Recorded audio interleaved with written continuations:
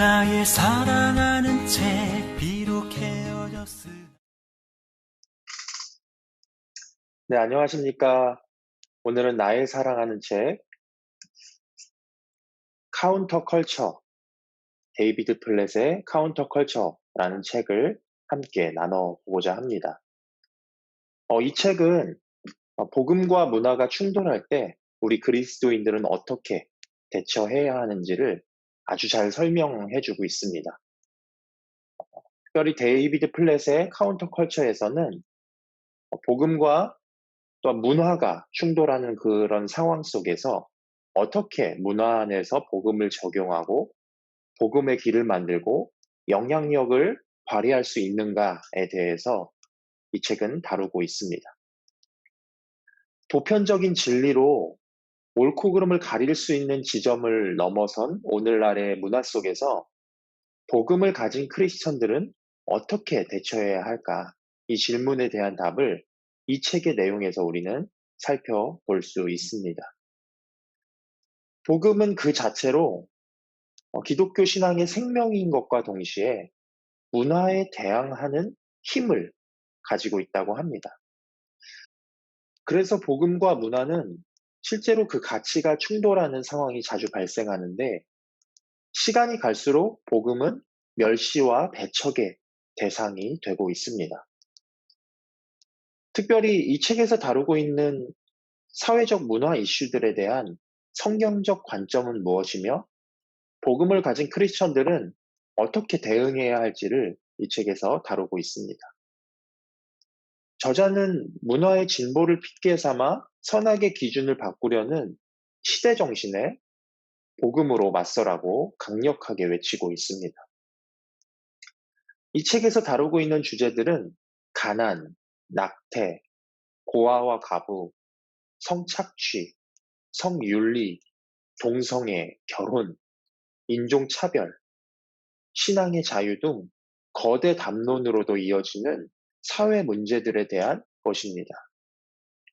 저자는 크리스천들이 이 문제들에 대해 침묵할 것인가, 외면하고 순응할 것인가, 아니면 진리를 수호하고 목소리를 낼 것인가에 대해서 치열하게 고민하며 독자들을 도전하고 있습니다.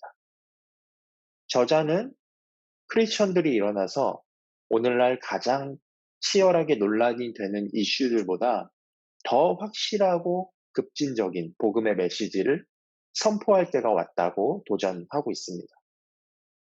문화의 흐름에 끌려갈 것이 아니라 복음의 발을 딛고 서서 믿음으로 문화에 개입하라고 강조하고 있습니다. 또한 그로 인해서 혹시나 미움을 받을지라도 두려워하지 말고 용기 있게 복음의 진리를 선포해야 한다라고 말하고 있습니다. 저는 개인적으로 이 책에서 다루고 있는 주제 중에서 낙태와 동성애에 대해서 주목했습니다.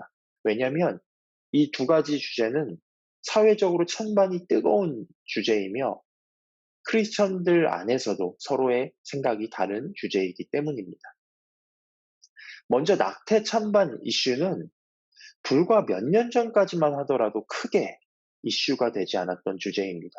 그러나 이 책의 저자가 책을 집필할 당시 세계적으로 매년 4,200만 건의 낙태가 자행되고 있었고 이것을 일수로 환산한다면 매일 11만 5천 건의 낙태, 임신 중절 수술이 이루어지고 있다고 말하고 있습니다.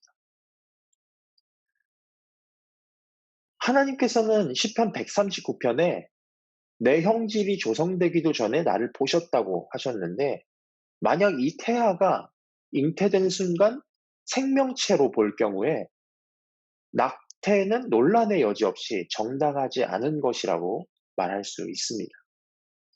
더구나 임신 중절은 대개 10주차나 14주차 사이에 행해지는데 이 시기의 태아는 심장, 뇌, 장기, 성, 움직임, 반응 등 사람으로서의 기능과 움직임이 전부 다 갖춰진다고 합니다. 결국 뱃속에 있더라도 태아는 이미 생명 윤리가 적용되는 하나의 객체라고 볼 수 있다는 것입니다. 저는 이 책을 읽으면서 새로운 생각의 변화가 있었습니다. 이미 낙태 이슈에 대해서는 절대 반대하는 입장이고 생명은 하나님의 고유 권한이기 때문에 낙태가 허용되어서는 안 되는 것이라고 이미 생각하고 있었지만 그동안 낙태 문제를 심각하게 받아들이고 적극적으로 이 문화에 맞선 적은 없었던 것 같습니다. 그러나 이 책을 읽고 내가 모르고 있는 그리고 내가 볼 수 없는 순간에도 많은 어린 생명들이 죽어가고 있고 그 일을 아무런 죄책감 없이 행하고 있는 사람들이 있다는 사실이 매우 심각하게 받아들여졌습니다. 복음은 레디컬한 것이고 복음은 사회 문화의 맞섬으로 변화시키는 힘이 있어야 하는데 내가 복음에 합당한 목소리를 내며 내가 그렇게 행동하고 있는가에 대해서 자문하게 되었습니다. 어쩌면 복음을 듣고도 변화하지 않고 움직이지 않는다면 실제로 복음의 능력을 의심하고 있지는 않은가? 이런 내 마음의 근본적인 질문을 하게 되었습니다. 그래서 낙태를 찬성하는 사람들이 무엇을 주장하는지 한번 살펴봤는데 그들은 산모의 인권과 자유를 주장하고 있었습니다.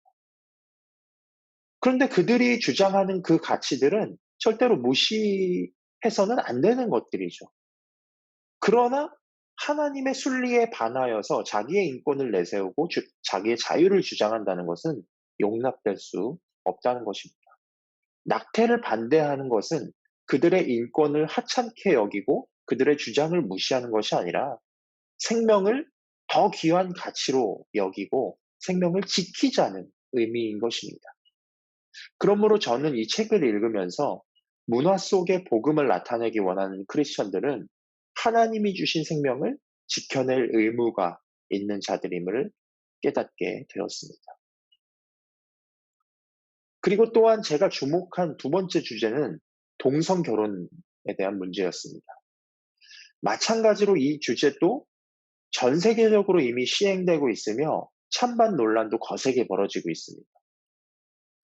또한 우리 삶에 아주 가까이 와닿는 것 같지는 않지만 실제로 시간이 지날수록 동성 결혼이 주는 폐단을 쉽게 접할 수 있게 될 것입니다.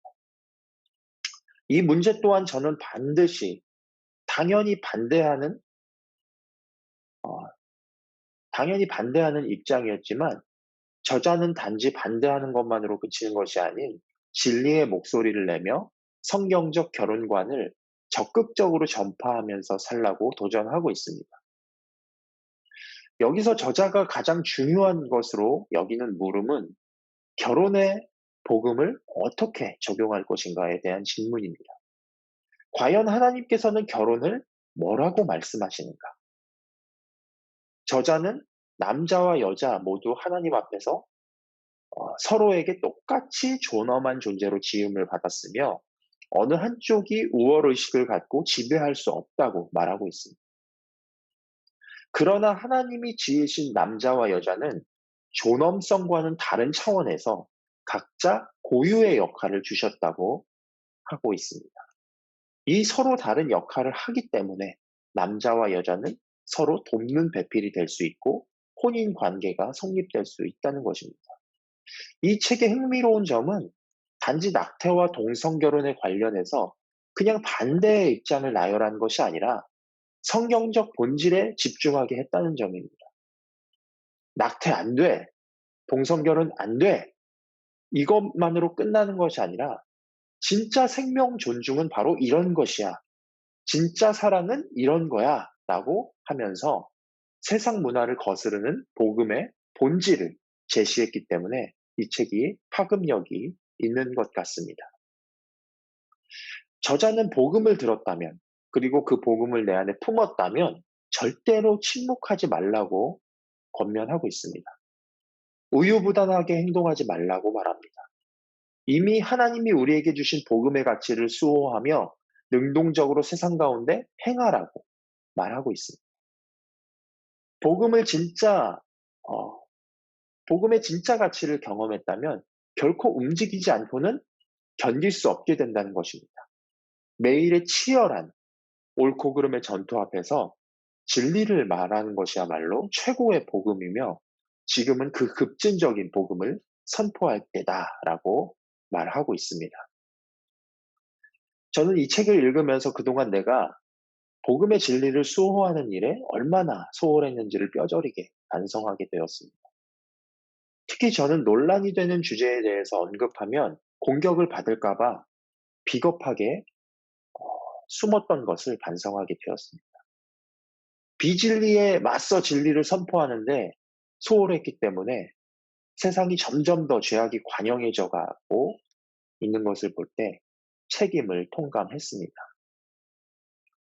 이 책의 저자 데이비드 플랫은 누구보다 진리에 대한 목소리를 내지 않는 자들, 그리고 오랫동안 타성에 젖어서 움직이지 않는 자들, 누구보다 사역이라는 명목으로 바쁘게 산다는 핑계로 복음의 비밀을 드러내지 못하고 살아내지 못하는 저 같은 사역자들을 깨우고 싶었던 것 같습니다. 제가 바라는 것은 이 책을 읽으시는 분들이 다시 한번 복음의 열정이 깨어나서 세상과 수많은 영혼들을 깨우며 진리를 수호하고 복된 소식을 전하는 자가 되기를 간절히 바랍니다. 그러한 도전을 받기 원하시고 세상 이슈들에 대해서 성경적 가치관을 가지고 진단하며 하나님의 뜻을 알고 행하시기 원하시는 분들은 꼭 이 책을 한번 읽어 보시기 바랍니다. 네. 저는 여기서 인사드리겠습니다. 시청해 주셔서 감사합니다.